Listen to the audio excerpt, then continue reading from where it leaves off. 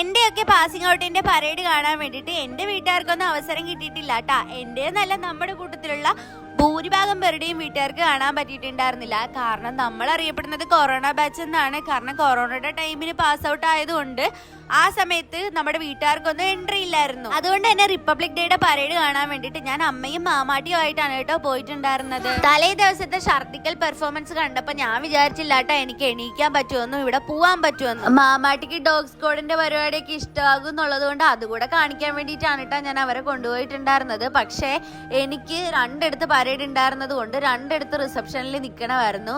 അതുകൊണ്ട് ഇവിടെ ഡോഗ് സ്ക്വാഡിന്റെ പരിപാടി നടക്കുമ്പോഴേക്കും എനിക്ക് അവരെയും കൂട്ടിയിട്ട് അങ്ങോട്ട് പോകേണ്ട അവസ്ഥ വന്നു.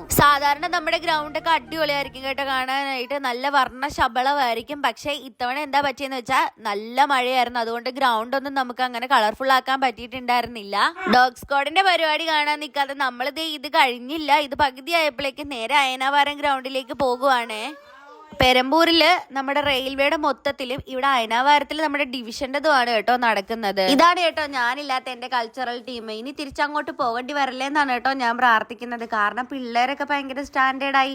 ഇതിൽ ആ നടുക്ക് നിൽക്കുന്ന ആള് മാത്രമാണ് ക്ലാസിക്കൽ ഡാൻസ് പഠിച്ചിട്ടുള്ളത്. ബാക്കി എല്ലാവരും അവർക്കൊപ്പം വരുന്നത് കണ്ടിട്ട് എനിക്ക് അത്ഭുതം തോന്നിയിട്ടുണ്ടായിരുന്നേ.